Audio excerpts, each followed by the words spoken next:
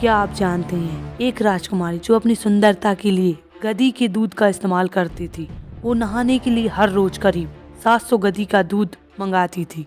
इसका सबसे बड़ा कारण था कि उसकी त्वचा खूबसूरत बनी रहे। जी हाँ दोस्तों, हम बात कर रहे हैं क्लियोपैट्रा। इस फैक्ट वीडियो में आज हम जानेंगे मिस्र की सुंदर, कामुक और रहस्यमयी रानी क्लियोपैट्रा के बारे में।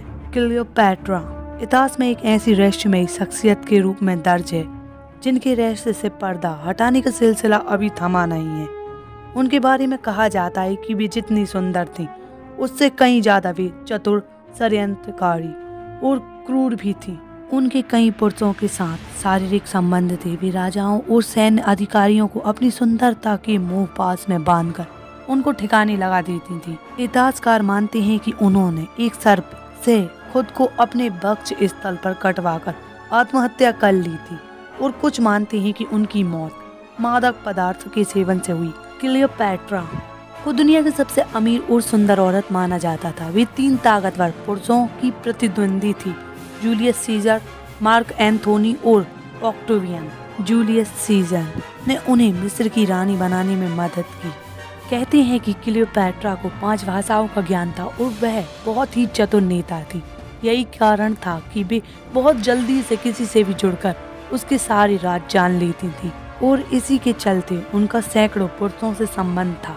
अपने शासन और अपने अस्तित्व को बचाने के लिए क्लियोपैट्रा को क्या कुछ नहीं करना पड़ा, यह बहुत ही रोचक है। तो चलिए जानते हैं। कहते हैं कि क्लियोपैट्रा ने 51 ईसा पूर्व से 30 ईसा पूर्व तक मिस्र पर शासन किया था।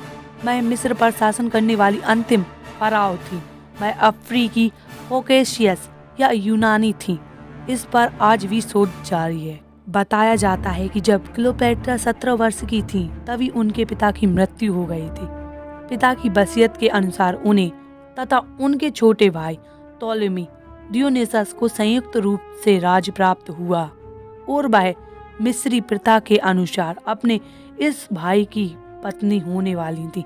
लेकिन राज्याधिकार के लिए संघर्ष के परिणाम स्वरूप उन्हें राज्य से हाथ धोकर सीरिया भागना पड़ा। लेकिन क्लियोपैट्रा ने साहस नहीं खोया। उसी समय जूलियस सीजर अपने दुश्मन पॉपी का पीछा करता हुआ मिस्र आया।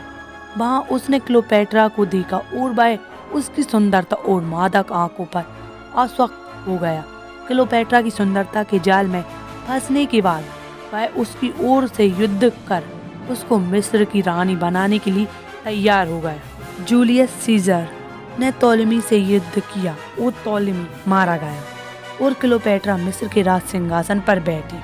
मिस्र की प्राचीन प्रथा के अनुसार वह अपने एक और अन्य छोटे भाई के साथ मिलकर राज करने लगी, किंतु शीघ्र ही उसने अपने इस छोटे भाई को विष दे दिया। क्लियोपैट्रा के आदेश पर उसकी बहन अर्सिनोई की भी हत्या कर दी गई। माना जाता है कि रोमन सम्राट जूलियस सीजर की रखेल थी, उससे एक पुत्र भी हुआ, किंतु रोमनों को यह संबंध किसी प्रकार ना भाया। रोमन जनता इस संबंध का विरोध करती रही। माना जाता है कि रोमन शासक जूलियस सीजर के जनरल मार्क एंथोनी का क्लियोपैट्रा पर दिल आ गया था। वह उसकी सुंदरता से मदहोश हो चला था। क्लियोपैट्रा को जब यह पता चला तो दोनों ने शीत ऋतु एक साथ अलेक्जेंड्रिया में व्यतीत की। कहते हैं कि एंथोनी से उनके 3 बच्चे हुए। दस्तावेजों से पता चलता है कि उन दोनों ने बाद में शादी भी की। हालांकि वे दोनों पहले से ही विवाहित थे। एंथोनी के साथ मिलकर उसने मिस्र में अपने संयुक्त रूप से सिक्के भी डलवाए थे। 44 ईसा पूर्व में जूलियस सीजर की हत्या के बाद उसके वारिस गायस ऑक्टेवियन सीजर का एंथोनी ने जब विरोध किया तो उसके साथ क्लियोपैट्रा भी थी।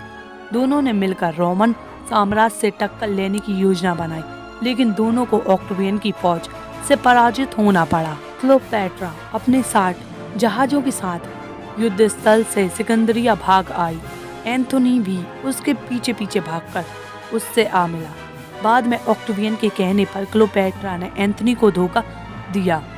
क्लियोपैट्रा के कहने पर वह एंथोनी की हत्या करने के लिए तैयार हो गई। एंथोनी को उसने बहला फुसलाकर साथ साथ मरने के लिए तैयार किया और वह उसे समाधि भवन में ले आई जिसे उसने बनवाया था। वहाँ एंथोनी ने इस भ्रम मैं कि क्लियोपेट्रा आत्महत्या कर चुकी है, अपने जीवन का अंत कर लिया। क्लियोपेट्रा ऑक्टेवियन को अपने रूप जाल में फांस कर खुद की जान बचाकर फिर से मिस्र की सत्ता प्राप्त करने की योजना पर कार्य कर रही थी, किंतु जनश्रुति के अनुसार ऑक्टेवियन क्लियोपेट्रा के रूप जाल में नहीं फंसा और उसने उसकी एक डंक वाले जंतु के माध्यम से हत्या कर दी थी। तब वह 39 वर्ष की थी। लेकिन क्या यह सच है? क्लियोपेट्रा की मौत के बाद मिस्र रोमन साम्राज्य का हिस्सा बना। हालांकि कुछ लोग मानते हैं कि उसने एंथनी को धोखा नहीं दिया, उसने एंथनी के सामने ही सर्प से डंक लगवाकर आत्महत्या कर ली थी। और जब एंथनी ने देखा कि क्लियोपेट्रा मर गई है, तब उसने भी आत्महत्या कर ली, क्योंकि वे जानते थे कि हमें कभी भी ऑक्टेवियन या उसके सैनिक मार देंगे। जर्मनी के एक शोधकर्ता ने दावा किया है कि प्राचीन मिस्र की विख्यात महारानी क्लियोपेट्रा की मौत सर्पदंश से नहीं, बल्कि अधिक मात्रा में मादक पदार्थों के सेवन से हुई थी। कहते हैं कि सुंदरता के लिए गधी का दूध इस्तेमाल करती थी क्लियोपेट्रा। बताया जाता है कि क्लियोपेट्रा अपनी सुंदरता के लिए गधी के दूध का इस्तेमाल करती थी। वे नहाने के लिए हर रोज करीब 700 गधी का दूध मंगाती थी, जिससे उसकी त्वचा खूबसूरत बनी रहती थी। उम्मीद है दोस्तों आपको रहस्यमयी यह जानकारी बहुत ही अच्छी लगी होगी, तो वीडियो को लाइक करें, चैनल को सब्सक्राइब करें। Thanks for watching, thank you. और कमेंट में बताएं ये जानकारी क्लियोपेट्रा के बारे में आपको कैसी लगी। Thank you guys, thanks for watching.